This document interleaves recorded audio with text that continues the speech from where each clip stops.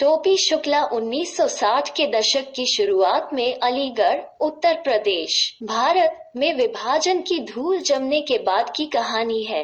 ये दो दोस्तों की कहानी है, एक हिंदू और दूसरा मुसलमान।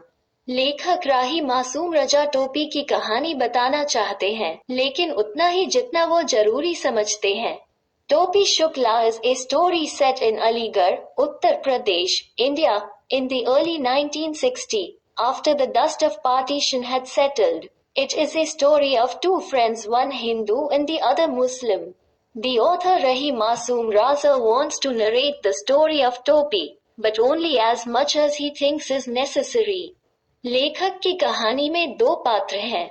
एक का नाम बलभद्र नारायण शुक्ल और दूसरे का नाम सैयद जरगम मुर्तुज है।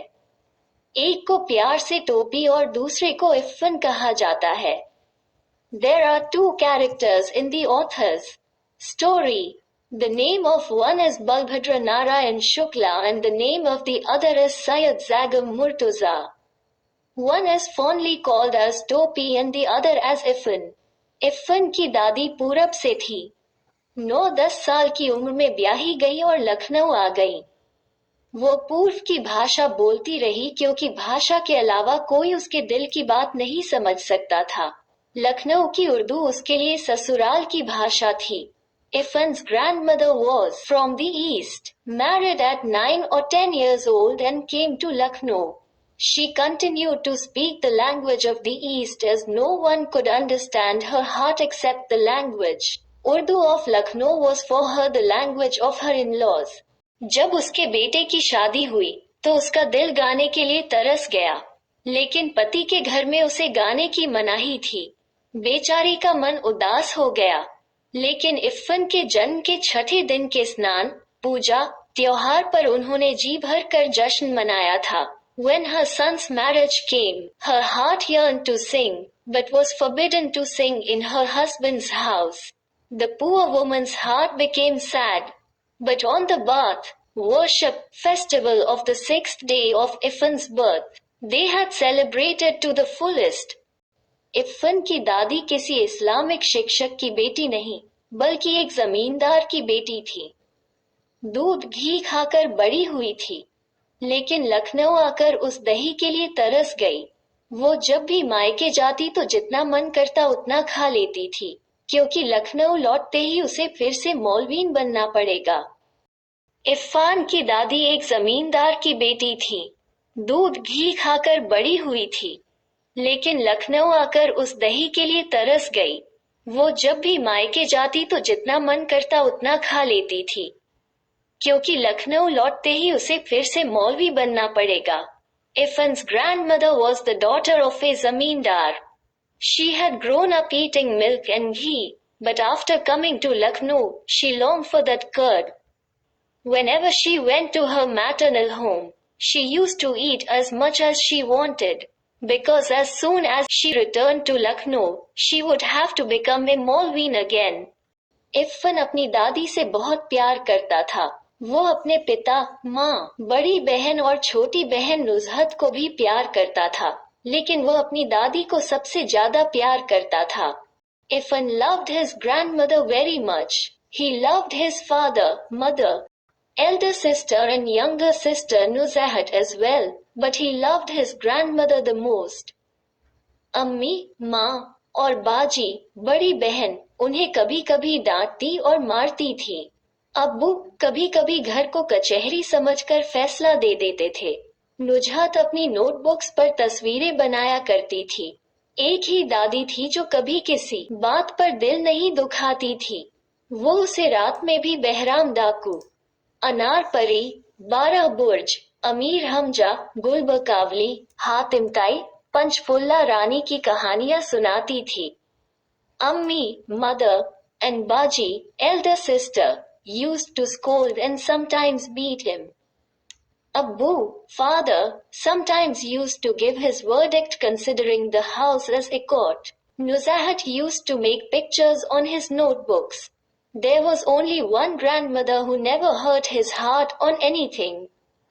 She used to tell him stories of Baram Daku, Anar Pari, Barah Burj, Amir Hamza, Gulbakawali, Hatimtai, Panchfula Rani even at night. टोपी को इफ्तान की दादी की बातें बहुत अच्छी लगी। टोपी को लगा कि इफ़न की दादी और उसकी माँ एक ही पार्टी से हैं, यानी वे एक ही भाषा बोलते थे। टोपी liked Iffan's grandmother's speech very much. Topi felt that Iffan's grandmother and his mother belonged to same party, which meant that they spoke the same language. Before we move further, if you are new here, please subscribe to the channel and press the bell icon to get notification of new lessons and MCQs.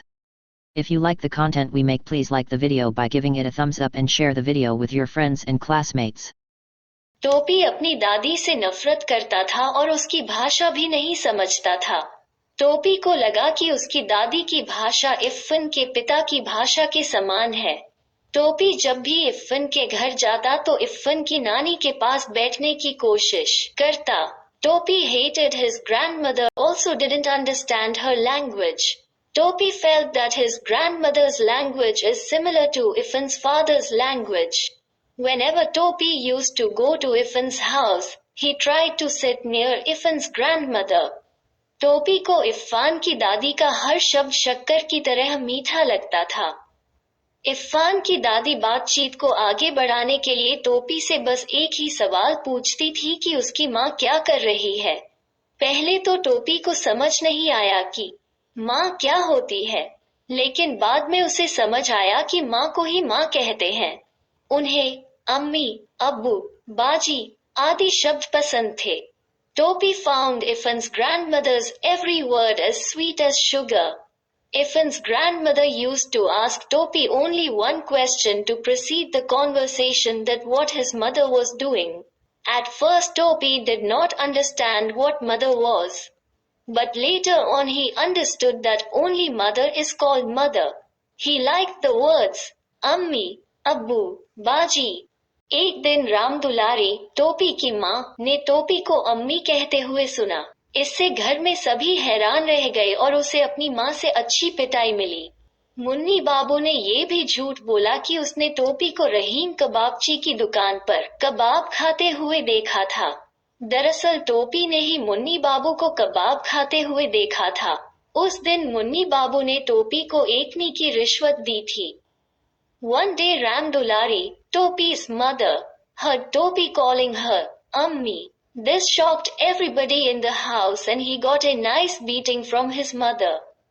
Muni Babu also lied that he had seen Topi eating kebabs at Rahim Kebabchi's shop, when actually it was Topi who had seen Muni Babu eating kebabs. That day Muni Babu had bribed Topi with a penny, एक आनी। टोपी अपनी दादी को इफ़न की दादी से बदलना चाहता है। साथ ही उनकी दादी की बोली भी वही है जो इफ़न के परिवार की है। इफ़न का कहना है कि ऐसा नहीं हो सकता क्योंकि उसकी दादी भी उसके पिता की माँ है। टोपी wants to swap their grandmother with Iffan's. Also his grandmother's dialect is the same as that of Iffan's family. Iffan says it cannot happen because his grandmother is also his father's mother. एक दिन इफ़न की दादी गुजर जाती हैं। टोपी को उसकी बहुत याद आती है, जबकि टोपी उनका नाम भी नहीं जानती थी। इफ़न की दादी के साथ उसके बहुत करीबी रिश्ते बन गए थे। One day Iffan's grandmother passes away. Topi misses her a lot.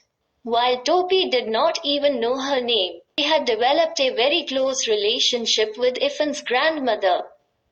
टोपी इफ़न के साथ सहानुभूति रखता है और कहता है कि इफ़न ठीक होता अगर उसकी दादी की बजाय उसकी दादी की मृत्यु हो जाती। टोपी sympathizes with Iffan and says that Iffan would have been fine if his grandmother had died instead of his grandmother. 10 अक्टूबर 1945 को इफ़न और उनका परिवार मुरादाबाद चले गए क्योंकि उनके पिता का तबादला हो गया था। वो दिन टोपी के लिए बहुत महत्वपूर्ण है और उस दिन उसने प्रण किया कि वो कभी भी किसी ऐसे लड़के से दोस्ती नहीं करेगा जिसके पिता ऐसी नौकरी करते हो जिसमें बदली होती रहती हो। On the 10th of October 1945, Iffan and his family moved to Moradabad as his father gets transferred there. That day is of great importance to Topi or vowed on that day that he would never be friends with any boy whose father's job involved transfer. दादी के देहांत और इफ्फन के जाने के बाद टोपी अकेले हो गया। नए कलेक्टर ठाकुर हरिनाम सिंह के बच्चे उनके दोस्त नहीं बन सके। डब्बू बहुत छोटा था, बेलू बहुत बड़ा था, गुड्डू बराबर था लेकिन अंग्रेजी ही बोलता था। Topi became lonely after grandmother's death and Iffan's departure. The new collector Thakur Harinam Singh's children couldn't become his friends as Dabbu was very young, Belu was very big, Guddu was equal but spoke only English. Sita घर की एक बूढ़ी नौकरानी थी जो टोपी के दुख दर्द को समझती थी, अतः वो अब सीता के साथ समय व्यतीत करने लगा। Sita was an old maid in the house who used to understand Topi's sorrows and pains. So he now started spending time with Sita. जाड़े के दिन शुरू हो गए थे और मुन्नी बाबू के लिए नया कोट का कपड़ा आ गया और भैरव के लिए भी नया कोट बना दिया गया, लेकिन टोपी को मुन्नी बाबू का पुराना कोट मिल गया। टोपी ने तुरंत दूसरी दासी केतकी के बेटे को कोट दे दिया। वो खुश था। Winter days had started and a new coat cloth came for Muni Babu and a new coat was also made for Bhairav, but Topi got Muni Babu's old coat. Topi immediately gave the coat to the son of another maidservant, Ketki. He was happy. दादी और टोपी में बहस हो गई। दादी को वापस जवाब देने के लिए टोपी को अपनी माँ से मार पड़ी। उनकी बूढ़ी नौकरानी सीता ने टोपी को समझाया कि वो 10वीं में है, उसे दादी से इस तरह बात नहीं करनी चाहिए। There was an argument between Dadi and Topi. Topi got beating from his mother for answering back to grandmother. Their old maid Sita explained to Topi that he being in 10th class he shouldn't talk to Dadi like this. 10वीं तक पहुंचना टोपी के लिए इतना आसान नहीं था। टोपी को बहुत मेहनत करनी पड़ी और 2 साल तक असफल रहा। वो पढ़ाई में अच्छा था लेकिन उसे किसी ने पढ़ने नहीं दिया। It was not so easy for Topi to reach 10th standard. Topi had to work very hard or had failed for 2 years. He was good in studies but no one allowed him to study. Topi जब भी पढ़ने बैठता तो उसका बड़ा भाई या माँ उसे बुला लेती। कभी कभी उनके छोटे भाई भैरव हवाई जहाज बनाने और उन्हें उड़ाने के लिए अपनी कॉपियों के पन्ने फाड़ देते थे। Whenever Topi used to sit down to study, his elder brother or mother used to call him. Sometimes his younger brother Bhairav used to tear the pages of his notebooks to make airplanes and fly them.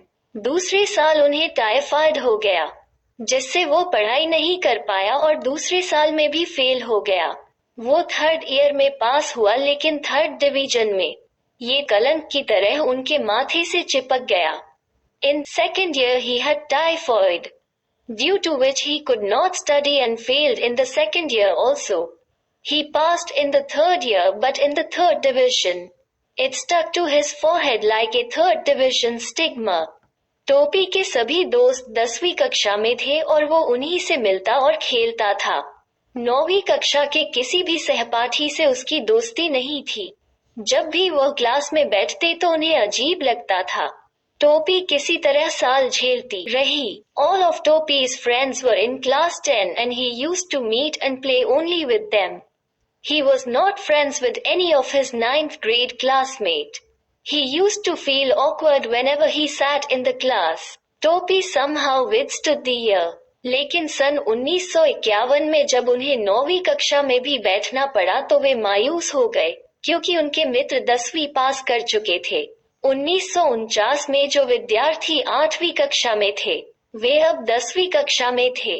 But in year 1951 when he had to sit even in the 9th grade became dejected, because his friends had passed out of class 10.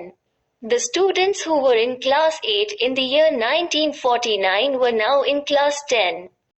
साल 39 में जो 7वीं कक्षा में थे वे टोपी के साथ पहुंचे थे।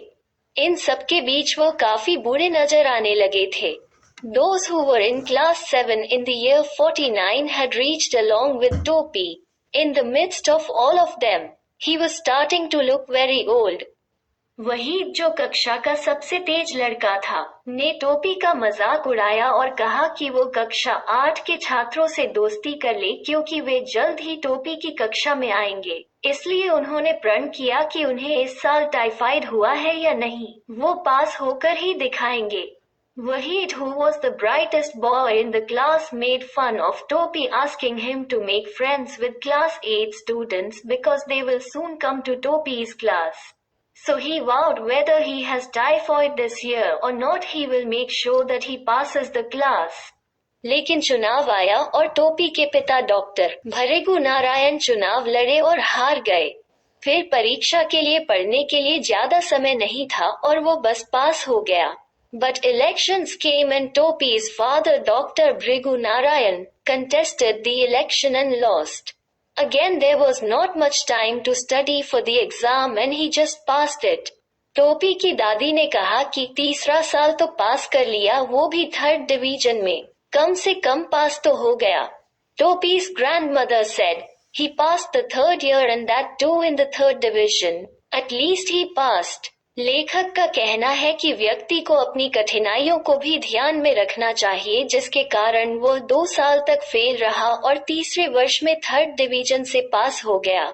The author says that one should also keep in mind his difficulties because of which he failed for 2 years and passed in the 3rd year with 3rd division. Thank you for watching. Hope you like this video. If you do like, then please give it a thumbs up and share the video with your friends and classmates. If you are new here, do subscribe to the channel and press on the bell icon so that you will not miss out on the latest lessons and MCQs.